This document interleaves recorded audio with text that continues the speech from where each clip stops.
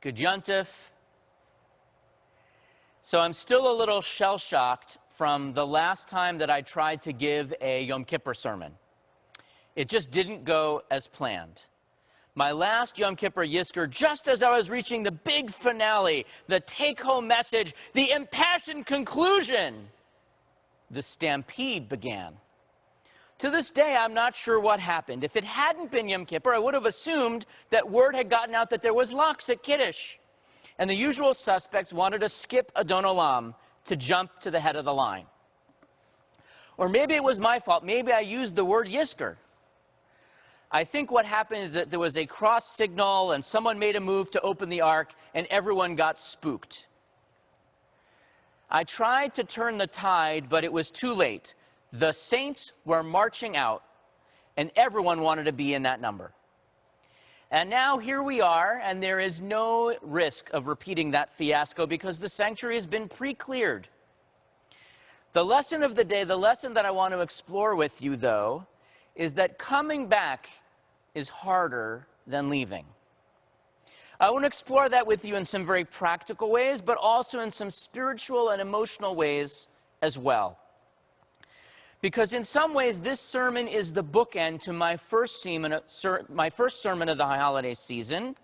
On Rosh Hashanah, I spoke about a new world being born and how it's important to think about this time marked by disease and conflict as just one step, gestational, in a transformative journey to anticipate the progress that we will make in the months and years ahead. But before you can make a journey of the soul, you have to take the first step. And that first step can be a doozy. How do we take it?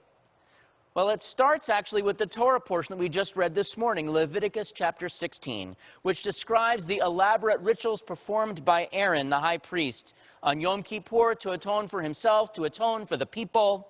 He wears special garments, he washes his hands and his feet, he immerses in a mikvah multiple times, he brings unique offerings, and only then enters the Holy of Holies. It's a chapter of very specific rituals that make sense in context. But what's strange is the way that the passage is introduced.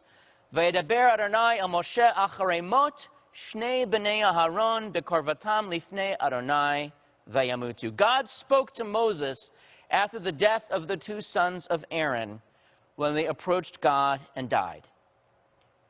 So we're telling the story of Yom Kippur, but before we give that commandment, we hark back to tragic events 6 months earlier.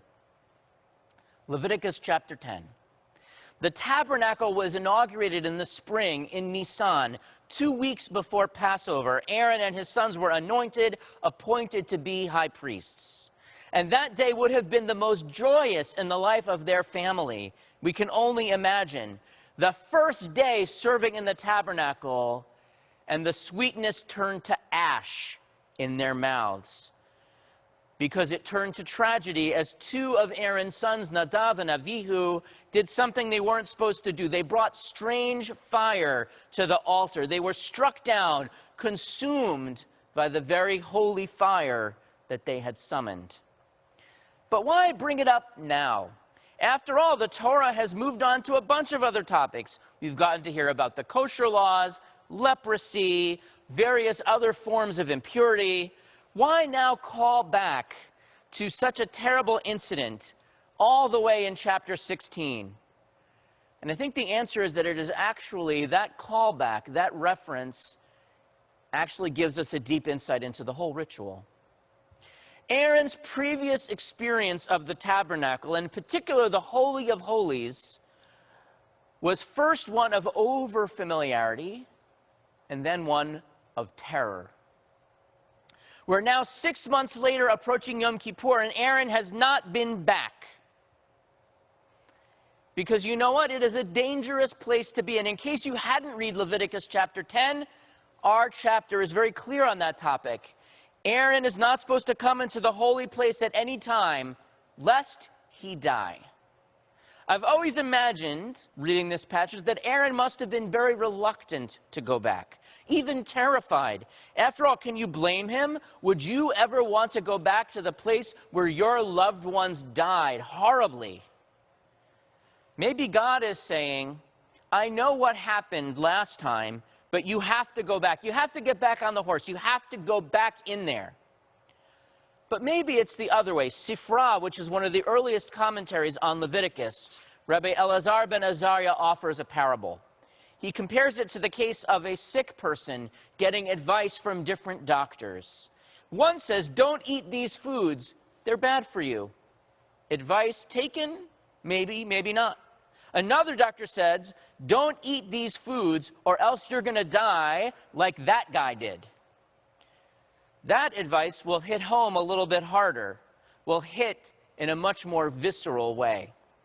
Sifra's parable imagines for us that, to the contrary of what I suggested, Aaron was in fact overeager to return. He was ready to move ahead and move on, and he needed to be warned that more caution was required.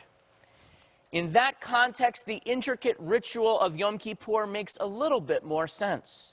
All of the washing of hands and feet, the changes of clothing, the specific order of all the sacrifices, the patterns of casting the incense and sprinkling the blood are meant to put some structure, some focus on a very dangerous exercise. We read in the Mishnah that in later generations, the high priest would spend a whole week in isolation and study, preparing for that day. And then, if he was successful, there was a celebration for his friends and family. And by the way, the Talmud suggests there was a time when that party had to be canceled.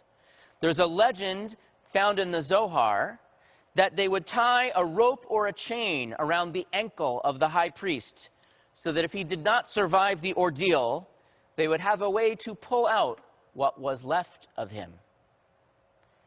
And the Talmud suggests that that happened more than once. Our sacred texts give us the latitude to picture Aaron either way on that day. We can see him as gun-shy, as terrified of what might happen if he goes back to where something terrible has been taking place. Or overeager, ready to rush in with something to prove, I can beat this, I've got this. The one thing I can't imagine is Aaron walking into the Holy of Holies going, yep, another day at the office. And so that is, if you will, the challenge of reentry. That coming back is harder than leaving. How do we begin on these high holidays a process of return? Coming back is harder than leaving. We can think about it in the context of synagogue life.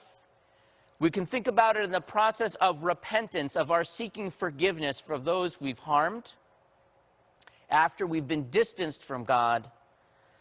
And we can think about it in the context of the Yizkor service, how we handle the process of return after a loss. In Leviticus, it was pretty obvious to all concerned when Nadav and Avihu were killed that it was time to get out of the sanctuary. That day, that was it. In contrast, coming back took 6 months of intricate preparation and ritual. For our congregation, the process of moving out of the sanctuary, in retrospect, might have been challenging, but happened pretty linearly. On March 3rd, we had a conference call, I think Zoom hadn't been invented yet, as to whether this COVID thing was something we needed to worry about. We made it through Purim on March 10th with a lot of prayer and hand sanitizer. And that night of Purim was our first stream. By the 14th, we were in the process of transition, and by the 21st of March, we were remote. The process of coming back has been more complicated. We sought the advice of medical professionals, of epidemiologists, and they helped to create a really thoughtful reentry plan based on the premise that the number of cases would go down. But we live in Georgia, and the numbers went the other way. And we're still not back to where we were when we made that plan.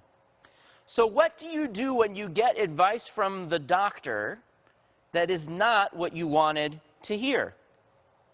There's a story of a guy, we'll call him Lou, and he reaches the age of 60 and he goes to see the family physician. He complains, "Doc, I'm 60 years old and I just don't seem to be able to do all of the things that I used to do. I can't do the dishes. I get winded carrying the laundry upstairs.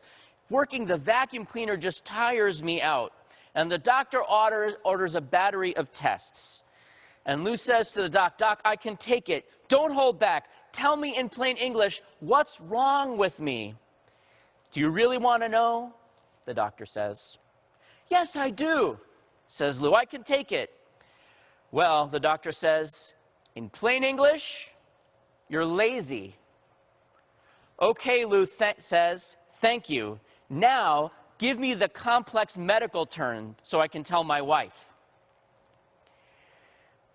We have congregants who are risk-averse, the way I picture Aaron, scared to return to the holy place no matter what the circumstances. And then we have others who might need the advice of Elazar ben Azariah to be more cautious. Whichever way you read the story, the lesson of the liturgy of Yom Kippur is that a return has to be planned carefully. And we've started those steps. Over 100 families came to the drive-through shofar and inspiration. More came for sanctuary visits and tashlich. Next week, we'll be offering lulav and libation, or lulav and shakes, an opportunity to come to the sukkah and spend a few minutes, shake a lulav, hang out with the rabbis, unless you don't want to. And also, in less than 2 weeks, it will be Simchat Torah. We are planning Hakarfot. We'll have those who wish be able to dance in the middle, and others basically, I think drive-through birthday parades are almost over, but not quite. But have the opportunity to celebrate the Torah together. We're also thinking about how we return in person. And the answer is first outdoors and then only later back inside. Because having services indoors is one of the most complicated things you can do during COVID time. What are the things that people love about synagogue? Singing, sitting next to each other and talking to each other, even more than singing, I think, sometimes. Hugging, eating, being in the same place for a long time are all things that they tell us. Those are the things you shouldn't do. And the Torah service presents unique challenges because you have to have people close together and changing places and doing things.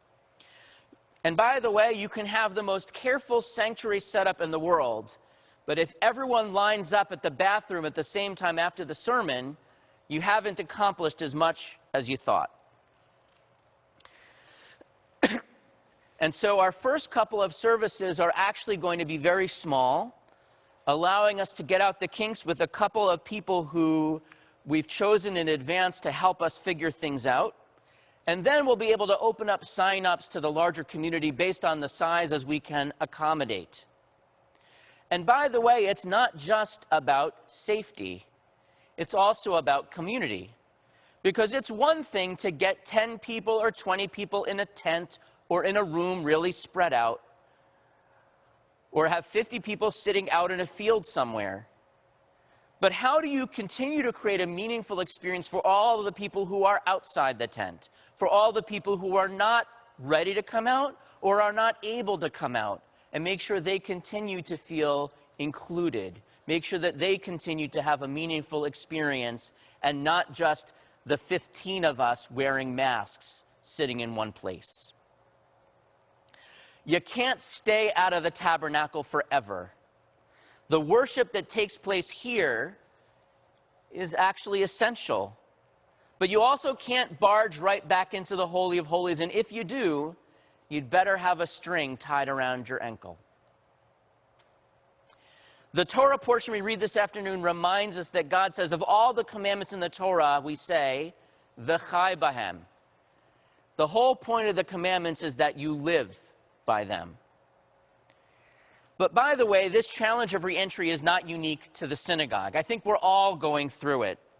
You know, we struggle. Institutions worry about Different institutions have their own medical advisors, different synagogues, different schools, and they have different HVAC systems, they have different risk tolerances, and a risk that one place feels is irresponsible, another might see as unavoidable.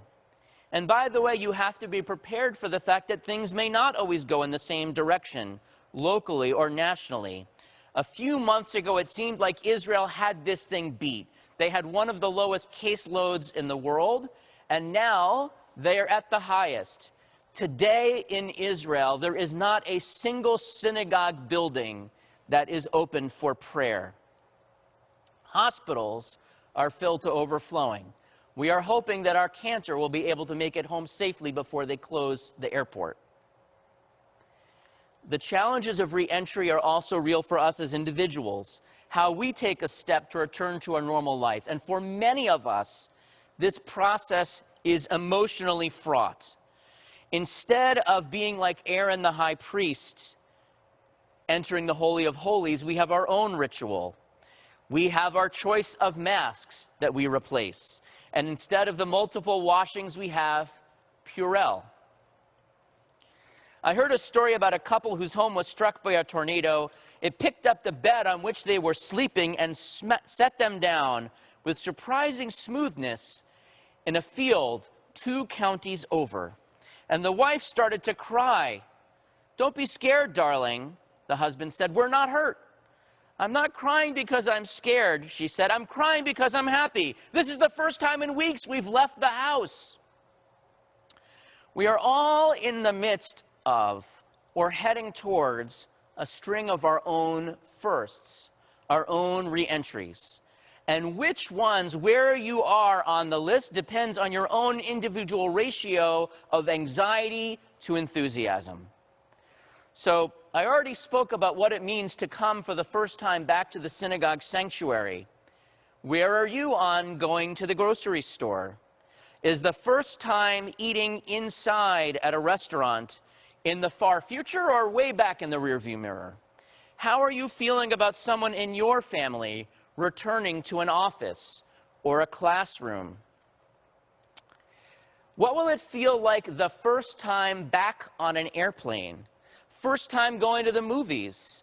First time walking into a large social event? Shaking hands and hugging? When is the next time you will eat a piece of birthday cake after the guest of honor has blown out the candles? We are going to celebrate that little Timmy is 7 years old by making sure that everyone gets not only a goodie bag, but also a hearty sample of his respiratory microbiome. In retrospect, that was actually pretty gross before COVID. What I hope that I am sharing with you, transmitting to you, is that the process of reentry is not just a physical process, it's an emotional process. And whether we are eager or anxious, it is not something we can take for granted. We have to live with those feelings that we have of what it means to return to those firsts.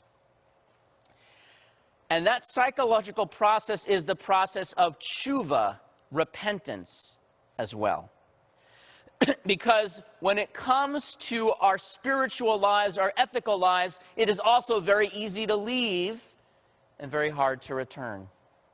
You know, it's very easy to damage our relationship with God. It's very easy to damage our relationship with another person.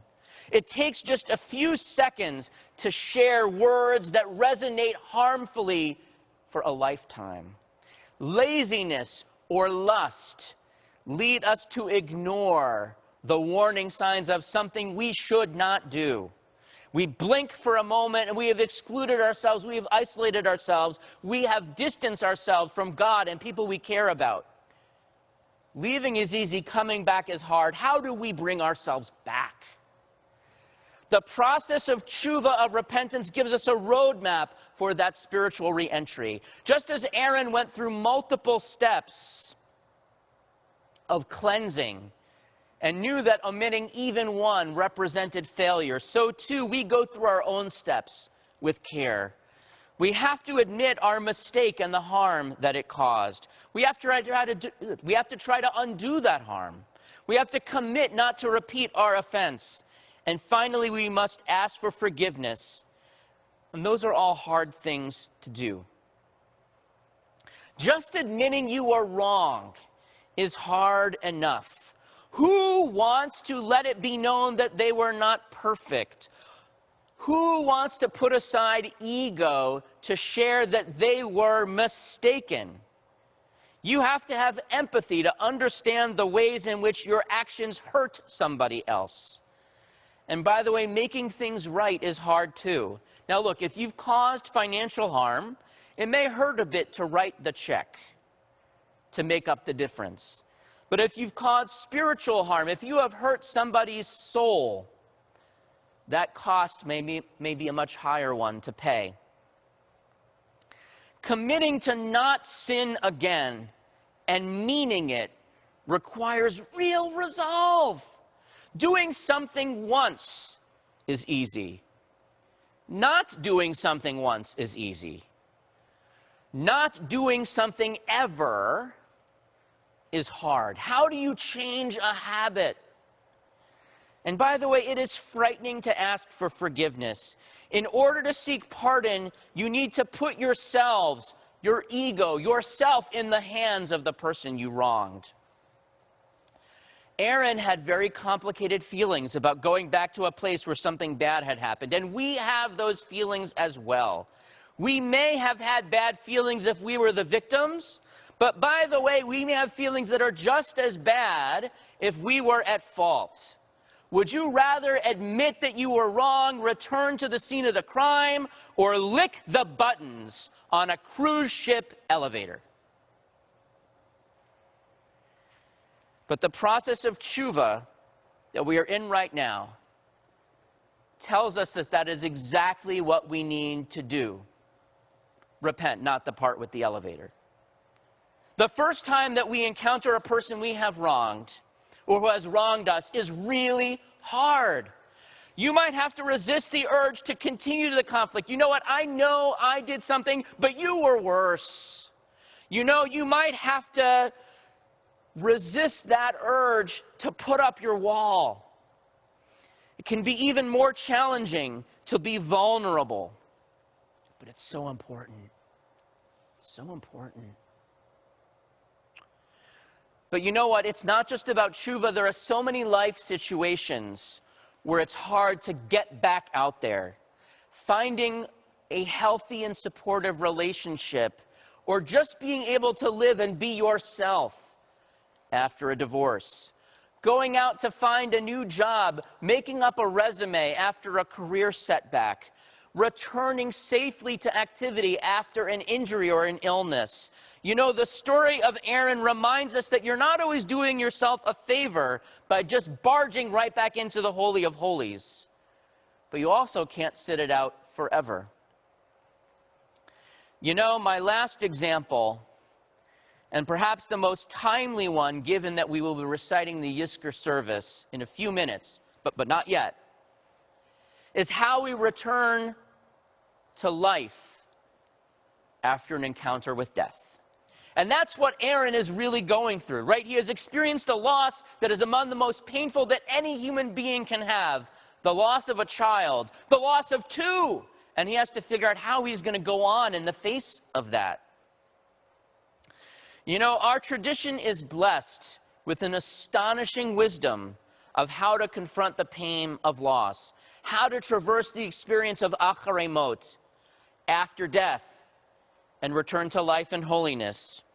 Because you know, when death is nigh, our tradition guides us. At the moment of passing, we are in this phase called aninut, numbness. We put one foot in front of the other. There's so much to do, to plan, logistics. We can't think about what it means. We can't think about what life will be like without our loved one. And by the way, if there is a quiet moment, you can pretend, you can be in denial. They're still at the hospital. They're out doing an errand. And then at the funeral, that door of denial is slammed shut. The thud of earth on the coffin. Forces us to accept the reality that we are on one side of the door and they are on the other. Shiva, on the other hand, is one of Judaism's greatest inventions when it is done right. It's a spiritual shelter. You're withdrawn and protected from the world, and the community comes and embraces you. Meals are brought, stories are shared. For that week, your home is a cocoon of comfort, of prayer, of remembrance. The problem is that any life cycle event can be taken in the wrong direction. Take, for example, gender reveal parties. What started as a cute twist on the baby shower, a cake with blue or pink icing, turned into a recipe for disaster. Creative attempts to reveal fetal gender have engendered fatalities. Broken limbs, explosions, forest fires, car accidents, plane crashes, and I'm not making this up, cruelty to alligators have all been the result of gender reveals gone awry. And I feel like Shiva has also started to get away from us. Increasingly, people have been telling me that they only want to observe 3 nights or 2 nights or even just 1. And it's not because they didn't love the deceased. Well, at least I hope not. The problem was that Shiva, as implemented, has become onerous. Dozens of cars clogging the cul-de-sac. People expecting to be fed, and fed well, you know it. Engaging in side conversations about everything but the deceased. And by the way, with that many people at the house, the HVAC repair guy is certain to be among the visitors. And so weirdly enough, Shiva is one of those few experiences that has actually been improved by Corona time. First of all, these days, every day is kind of like Shiva. You aren't wearing shoes, you don't leave the house, the beard is growing out, there's constant snacking. Cover the mirrors and you're basically done. But Zoom Shiva means that bereaved families don't feel the need to be hosts. And the limitation of Zoom that really only one person can talk at a time becomes actually a blessing, as it forces conversation to focus on meaningful stories about the deceased. We live in an increasingly dispersed world, and it means that friends and family are much more willing to tune in from other places to offer condolences and share their stories. And I actually wonder how this process will evolve when things return to whatever it was that we considered normal. But here's the thing. Leaving life and diving into a funeral and even making our way through Shiva are not easy, but there is a clear roadmap to follow. The retreat into home is surprisingly orderly. The cookies and the briskets just show up. There's limited time, there's a list of things to do, professionals to walk you through at every step. And then Shiva is over. After that first walk around the block, the path is a lot less clear. Yeah, the sun is shining, the crowds have evaporated. Work and errands are beckoning, but your loved one is still gone. Then there comes that first moment where you have to walk out the door. You have to go back into life without one of the people who made your life worth living. The process of Shloshim, that month of mourning for a loved one, and all the rituals that continue through the first year of loss are meant to be a roadmap, a structure that help us figure out how do we return. Because, by the way, it can be very tempting to let depression get the best of us. Get back into bed, pull the covers up over our head, and hope never to emerge. And when I talk to people who are in that stage of the journey, I encourage them to try to do one thing every day.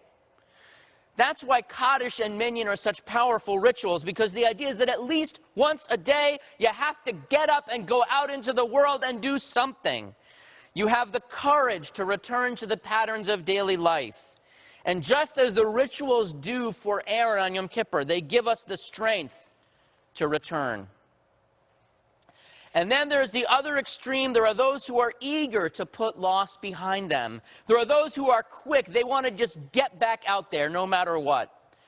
I'll never forget a story that my father of blessed memory told of his congregational rabbinate.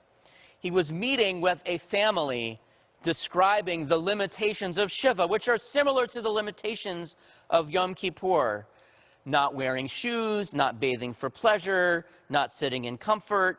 And he would add in a delicate way, and it is also a time when we refrain from marital relations. And the widower, without missing a beat, asked, "So, what about extramarital?"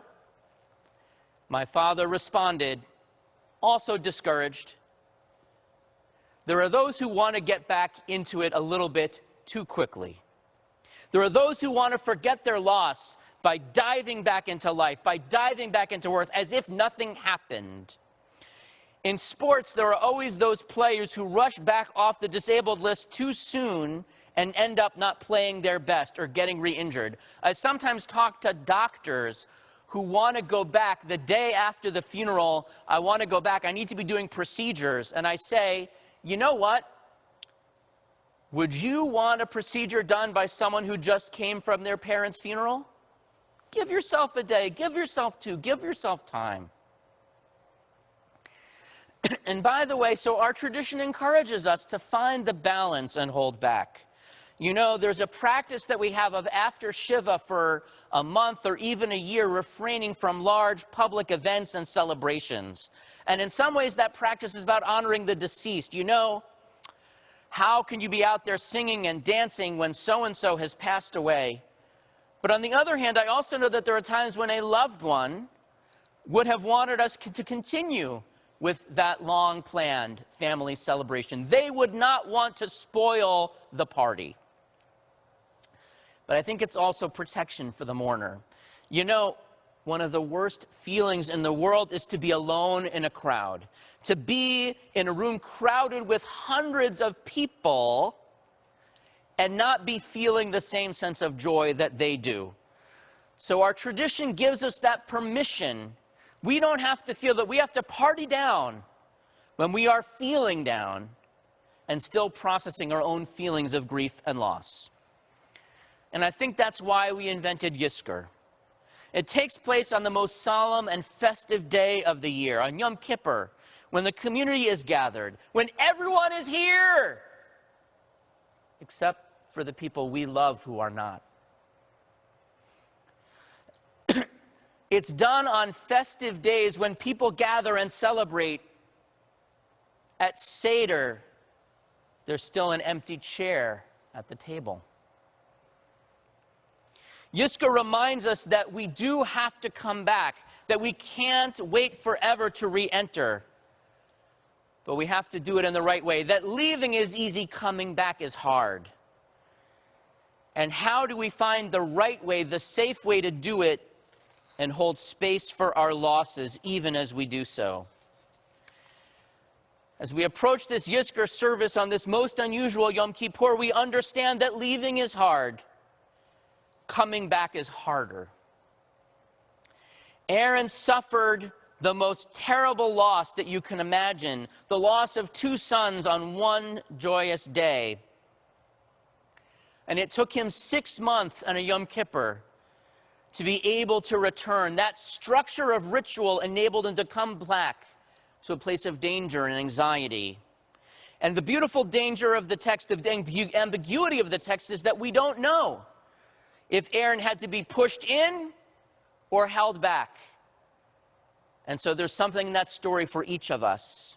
Leaving is hard, coming back is harder. We at B'nai Torah are currently going through that experience. of seeking our own return to our Holy of Holies and making sure that we do it safely and meaningfully. Leaving is hard, coming back is harder. Each of us is going through Aaron's own experience as we grapple with our own potential return to life's activities. There's a new world being born, and we don't want to miss it. Because, by the way, we are not yet at the time of Acharei Mot. The fire is still burning in the tabernacle. 700 Americans are dying every day. Some, like Nadav and Avihu, are consumed because of their own recklessness, and others are the victims of others' fecklessness, of failed leadership that leaves that fire uncontained. Leaving is hard, coming back is harder. This is a lifelong lesson, not just one of this unusual year. Each of us goes through Aaron's experience whenever we experience a setback, a loss, a death. Do we sit on the sidelines, permanently disabled, or do we leap back in, rope tied to our ankle just in case it doesn't go well? A balanced soul finds the courage to recover after a divorce, after a job loss, after an illness. And the Jewish rituals surrounding loss, Shiva, Shloshim, Kaddish, Yizkor, give us the structure to plot out that meaningful return. Leaving is hard, coming back is harder.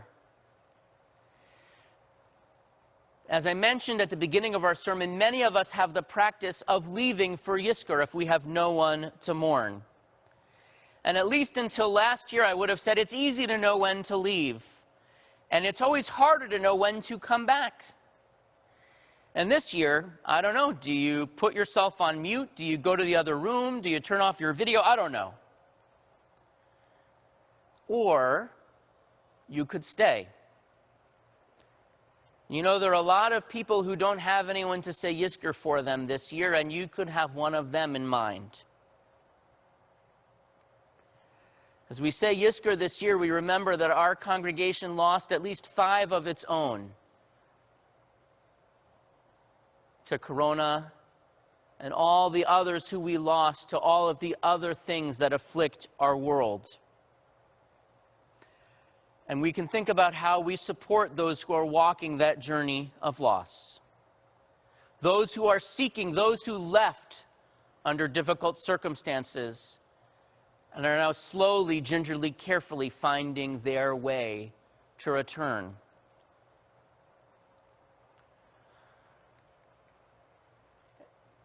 As we begin the Yizkor service, children remember their parents. We remember husbands and wives, brothers and sisters, friends and associates, the martyrs of our people. And we offer special comfort to those who, like Aaron, know the unique pain of the loss of a child.